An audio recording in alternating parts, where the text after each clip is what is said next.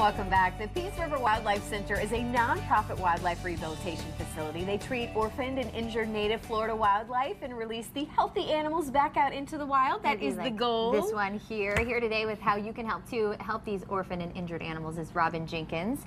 She's a veterinarian and the general manager at PRWC. Great to have you back, Robin. Thank you so much. Always good to see you. Great to So be we here. have Luna today as well. We can't forget to introduce our little friend. She's a screech owl, right? Yes, he is an albino Kiki. screech owl. He's one of our permanent residents at the Wildlife Center. He was the one that people helped name, correct? That's right. We had a naming contest for him, and Luna won out because of his resemblance to the moon. Now, Yeah, how he did does. you end up picking up Luna in the first place? He was brought to us. He was found by a hiker at a wildlife preserve, and it was a little fledgling, had fallen out of the nest, possibly gotten pushed out of the nest. And we went out, tried to find where the nest might have been, and couldn't find it. And it was decided that we would keep him as a permanent resident for his own protection, because he doesn't have the natural color to camouflage in that he should, and he'd gotten picked off by a predator very quickly. Yeah, what is he doing right now? Is that It's a gular flutter. It's like when dogs pant when they're hot or nervous. Is he camera shy? Is he getting a little nervous?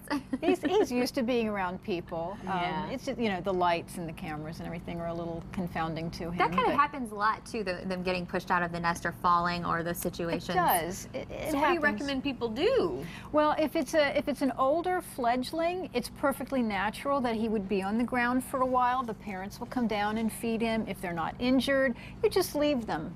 In a couple of days, they're flying well enough, and they're fine. If it's a tiny baby, no feathers yet, then it's fallen out of the nest. If you can get it back into the nest, ideally that's what you'd want to do.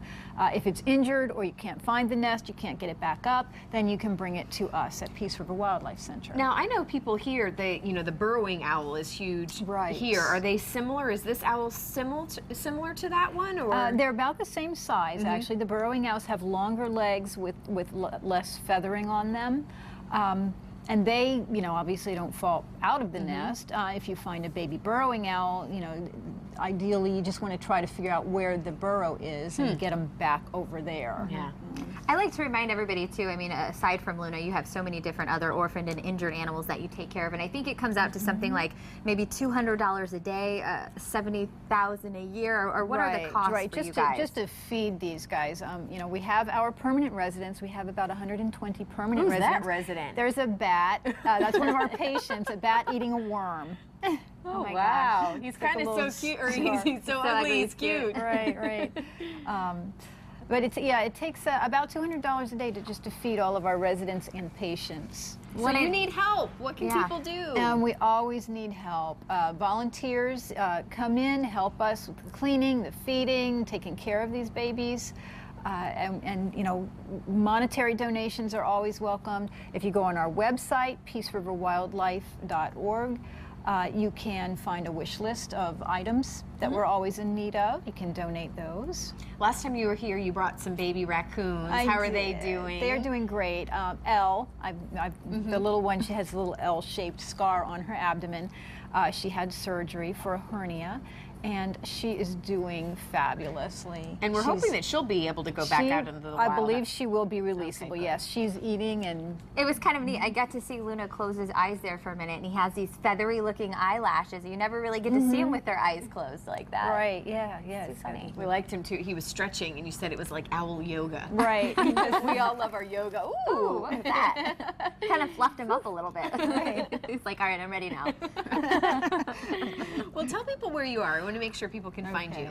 Yes, we are at the far west end of Marion Avenue in Punta Gorda in Ponce de Leon Park.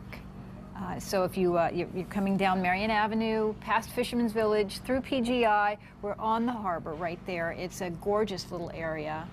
There's a park really is. there, a little bit of sandy beach. And what are your hours so people can We're make sure open for tours from 11 to 4, 7 days a week, but we're open for animal intake from 8 to dusk, basically. Okay. Awesome. I'm Well, so thank you for all you captivated do. I know. He is gorgeous.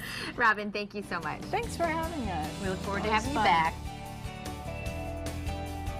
And up next, we're on the bargain hunt for a real steal where you can unlock the doors to your next real estate Best Buy. But first, a look at your Fox forecast and news headlines.